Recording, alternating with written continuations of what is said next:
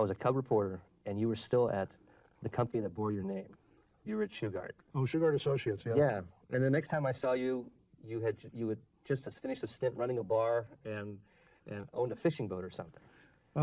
Yeah. I was at Shugart Associates in 1973 and 1974. Then I got fired. From my own company. And I moved to Santa Cruz and ran a bar, did some consulting until 1979, and then I got married again and started to, in the meantime, I'd gotten divorced. So I started Seagate in 1979. I remember you saying how hard it was to drive by Shugart Associates and see your name on the front of the building, and you weren't there anymore. Yeah, I recall that being a problem, emotional problem. Sure. And not emotional for me, but emotional that I feel like I let down the employees. Yeah. By not being there and doing the right kinds of things for them. Well, let's talk about the genesis of your entrepreneurial career. You may have had the most interesting career as an entrepreneur of anybody in Silicon Valley history. I mean, there are some people who build giant companies and stay there forever, like Hewlett and Packard, or like Noyce and Moore. And then there's some people who start a whole bunch of companies, none of which really go very far, like John Herneen did. But you've actually created 2 giant companies, and you're not at either one of them anymore. No.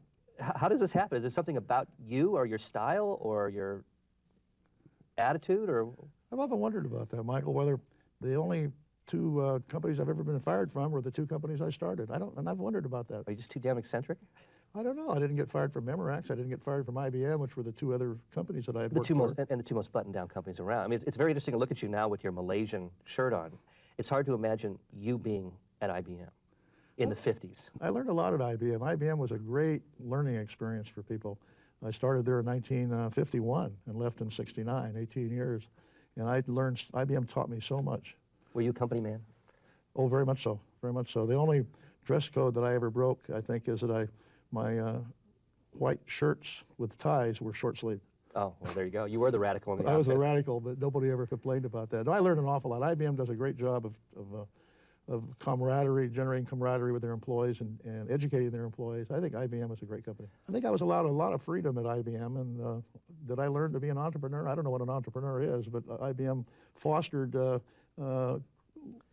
vision from its employees and executing the vision. So. You don't know what an entrepreneur is? No. Some people say you're the very embodiment of an entrepreneur. An entrepreneur is a visionary, but a long-term visionary and a short-term visionary. And somebody that has an idea and knows how to make it work and then continues to have ideas on that particular idea.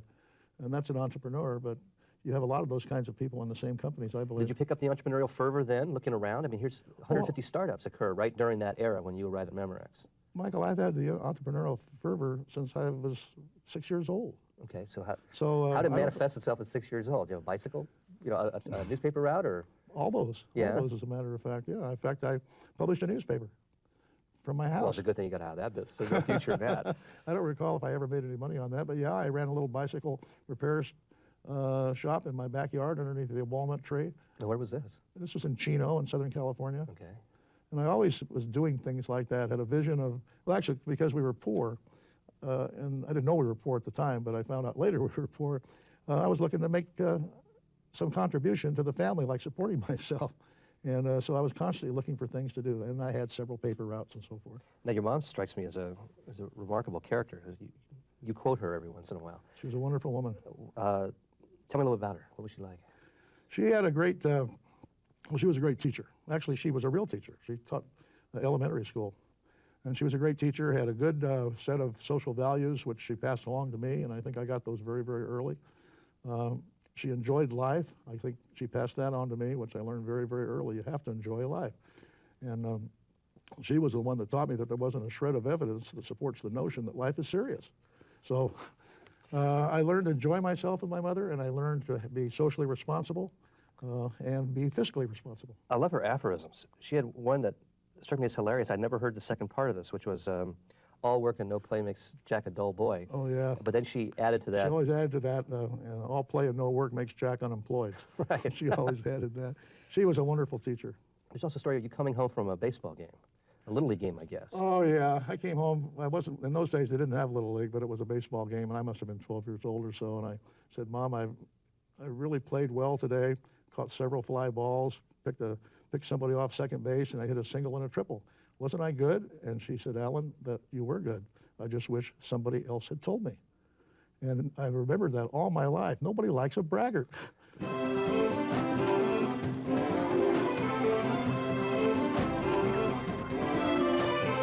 So we now jump forward 25 years. You're sitting at Memorex. You're in the middle of Silicon Valley. Silicon Valley's taken off. At this point, you're one of the world's experts on Winchester disk drives. And now what the hell happens? I mean, you've been a pretty good boy up to this point, and then all of a sudden you go renegade and go out and start your own company.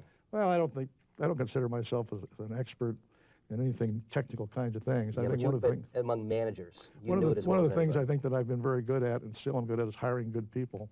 Always hire people that are smarter than you, and I always had people that worked for me that really were experts. And so, and I get credit for a lot of inventions that I didn't invent. Other people did it. Yeah, but you hired guys that ended up, obviously they were pretty good because at least one of them built a multi-billion-dollar company that became one of your competitors. Oh yeah. In Finance, Connor. Yeah, Finance Connor, he did, yes. Okay, so what happened at Memorex that makes you suddenly create your own company? Oh, Or I thought spin off? Memorex was, this was in 1970, the late 72. I thought Memorex was going to miss payroll. If you'll remember that. Were you born in 1972? Oh, I was around. I was in the Valley in 1972. That's when all the Valley got laid off. Memorex was doing very, very poorly, and they'd started to get into the computer business, and their financial situation was just looking terrible. And I was concerned they were going to miss a payroll. So I thought, as long as, if somebody's not going to pay me, it might as well be me. So this wasn't entrepreneurial fervor. This was survival. Survival, yeah. I thought Memorex wasn't going to make a payroll, and so I got several of my pals together, and I said, why don't we go start our own company? And they said, okay, and we did it. But only because I was not dissatisfied with Memorex, with the exception that I was afraid I wouldn't get paid. So now, where'd you get the money to do this? I mean, this is a manufacturing company. This isn't like a modern .com where you can Well, rent a suite and start something. We started Shugart Associates with the objective to manufacture 8-inch floppy disk drives. The floppy disk drives were just taking off, and we thought that IBM very shortly would announce data entry devices that used That's floppy the first disks. time you were ever in a real startup. Oh, I mean, yes. Was it chaos? Was it madness? Did you? Oh no, I've always thought you should have a good time. Right. Life is not serious, and we were having a good time. We were doing some good, and we thought we'd be successful. Then what happened? What Well, happened to you? The board of directors and maybe a couple of executives didn't want me to be the CEO anymore. You having I too don't know much if fun? I don't know if I got fired or if I quit. Finance told me later. He said, a person in your position, the difference between firing and quitting is about 5 microseconds. So. So next thing, I see you there, sitting in an office, and next time I talk to you, it's about a year and a half later or so, and you've been running a bar. You disappeared from you basically disappeared from the Valley, Silicon Valley forever, to a degree. I mean, you never really have come back over the hill. Well, I moved to Santa Cruz to start with, Yeah. and bought a house on the cliff overlooking the ocean. Wonderful place, pool and everything. And I really didn't run the bar, but I joined a couple of other people, and we bought the bar, and I financed it. I worked a little bit at the bar, sometimes at the bar, and my daughter, who was going to the University of California at Santa Cruz, Uncle Charlie's summer camp, also worked Sundays at the bar. But I was doing consulting for companies over the hill, usually management kind of consulting. In fact, I did some work for Memorex in their litigation with the IBM company with respect to antitrust. Give me a feeling for what it was like during this period when you were consulting and running the bar and with the fishing boat. Give me an idea what your day was like. Well, first of all, I was living in Santa Cruz for the first time, which I love. I love Santa Cruz, much more so than Silicon Valley. Because it's a small town or the I like climate? the people. I like the people. In fact, I like the Santa Cruz people better than I do the Monterey people. And yet my home now is in Pebble Beach, but I'd rather stay in Santa Cruz. I like the people. It's just a great place. So anyway, so my day starts, I'm in Santa Cruz, and I'm overlooking the ocean. That's always neat. And hear the water and so forth. The first thing is I don't have to be at work at 8 o'clock in the morning, so therefore I can miss the traffic. I can go at 10 or I can go at 5, and I didn't have to go over the hill very often. I was doing consulting. I could do most of my consulting from home.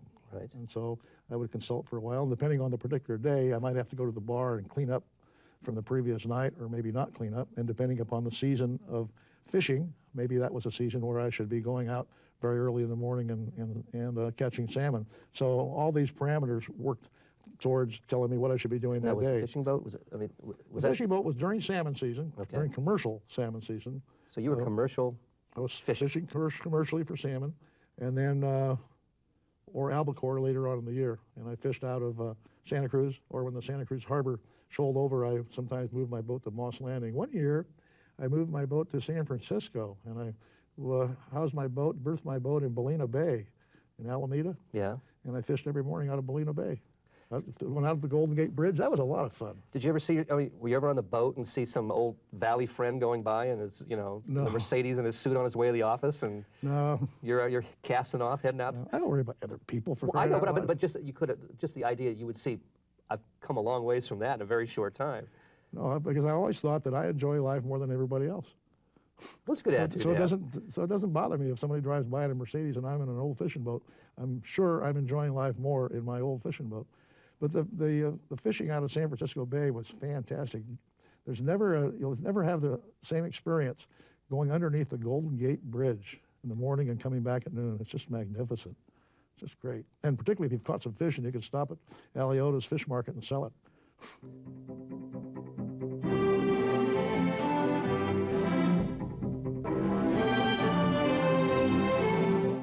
Because it seems to me 80s was a tough time. Yeah, very challenging. You have this hot company going, you're doing everything right, and all of a sudden there's a glut of PCs out there that you're basically the industry you supplied screwed up.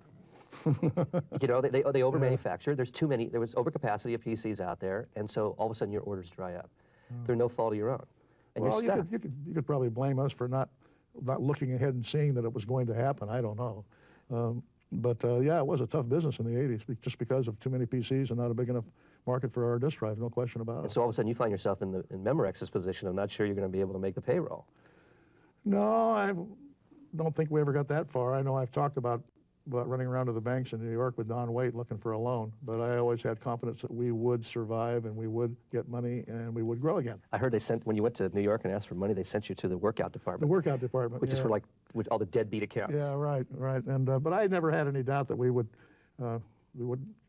get the money and return to profitability. I thought it would happen.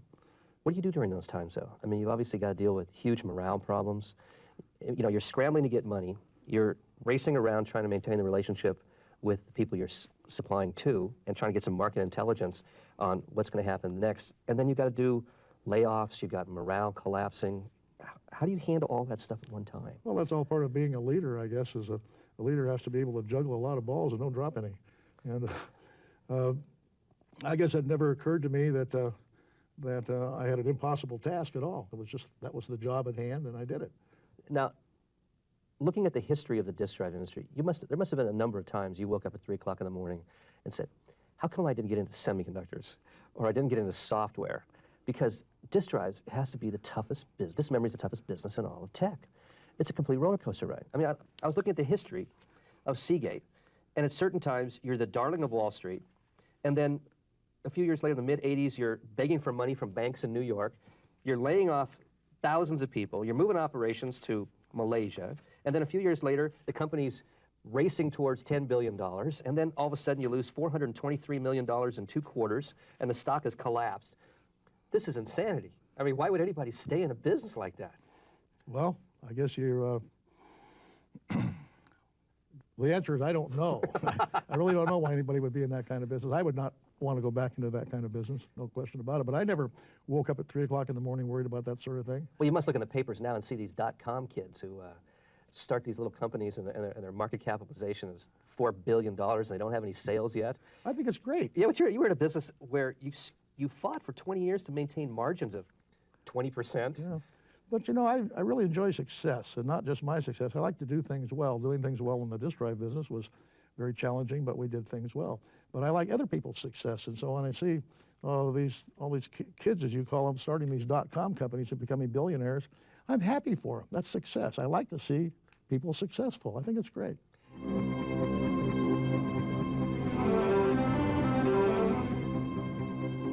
I've followed your political career over the last few years. The one that amazed me at first was you ran your dog for Congress. Ernest. Ernest, yes. Yep. And you even started a PAC, Political Action Committee, the Friends of Ernest Political Action Committee. Yeah, well, the Friends of Ernest Political Action Committee was started just for this latest effort to get none of the above on the ballot as an initiative. Friends of Ernest was the original campaign committee for Ernest, who ran from Congress from the Monterey area in 1996, I guess.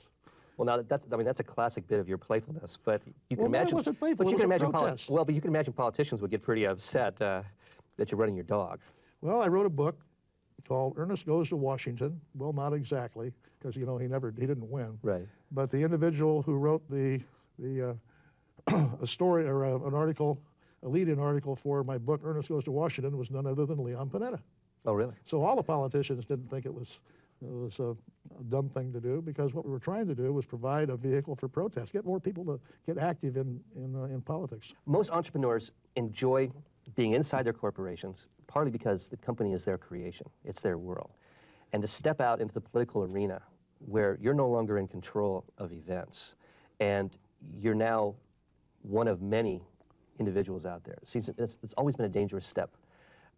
You and I both know a lot of CEOs who have done that, who have gone back into hiding after a few more years because it was just too rough.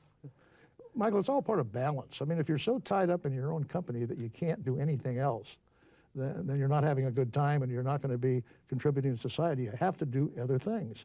And politics was one of the things that I got involved in, to do other things. I got involved in other things too. I'm a great lover of animals, and I became active in the SPCA at the same time. So balance is the key. You must really balance your life and do different kinds of things. You can't just focus in on exactly what you're doing at work and have that your life. That's a real mistake. Well, I've always thought the most accurate thing you've ever said about yourself was, I've always been an independent cuss. That's true. I always have been an independent cuss. Well, that's part of being an entrepreneur. Is it? I think so, being independent, being able to know what you want to do. But, you know, independence is not black and white either. There has to be balance there. In order for you to really operate well as an independent, you have to have a lot of real good employees or real good friends or whatever. Well, that's a paradox, isn't it? I mean, you have to be independent, yet at the same time, to be a successful entrepreneur, you have to create this enterprise in which you have to deal with a whole bunch of people. That's real simple. Hiring people is simple. Yeah. There's only two rules. Are they smart, and do you like them? That's all there is. And if employers would just follow those two rules, they would always have good employees. Are you a good employee? I think I was, yes. At every place I was an employee. Well, in a sense, even as a CEO founder, you're an employee to the board. I always thought I was good. Evidently, there were people who thought I wasn't. Are people born entrepreneurs? Were you born an entrepreneur? Absolutely. Entrepreneurs are, it's a genetic thing. Absolutely genetic. So you just couldn't stop yourself? No, you don't have to do it, but if the time is right, you'll know it and you do it. But it's genetic. I don't think anybody can teach entrepreneurship like you can't teach leadership. I went to the University of Redlands about 3 months ago to give a speech to the students, without realizing that the president of the university had previously talked to them the prior week about their new leadership training classes. And I told all the students that leadership was, the leaders are born and not made. Oh, good. Oh boy, did I get But I believe entrepreneurs the same way. They're born and not made. That doesn't mean because the entrepreneur is born, they're automatically an entrepreneur, but that capability exists. Sometimes it stays dormant forever. In your current position, helping startups, if a 23-year-old Al Shugart walked into you right now, somebody who's in a startup, they're just getting going, they have lots of dreams and lots of ambitions, they're a little scared of where they're going, and they said, you know, Mr. Shugart, if you could give me one piece of wisdom that I can take away from this meeting, that I can use for my career as an entrepreneur, what would it be? Well, without knowing the person and seeing the person, it's hard to tell, but I think... Well, it's you. It's you when you were 23. Oh, I was perfect when I was 23. I couldn't think of anything. No, I think the important thing that people have to have, and I mentioned this earlier, is have to have and practice is a set of social values. I think this is so important. Social values, being ethical and honest and fair and all these sorts of things. That's fundamentally important. So character really is a critical factor in being an entrepreneur? Absolutely, absolutely. If not critical to get some venture capital, critical to be successful. Yes, it is, absolutely. And to live with that success? Yes.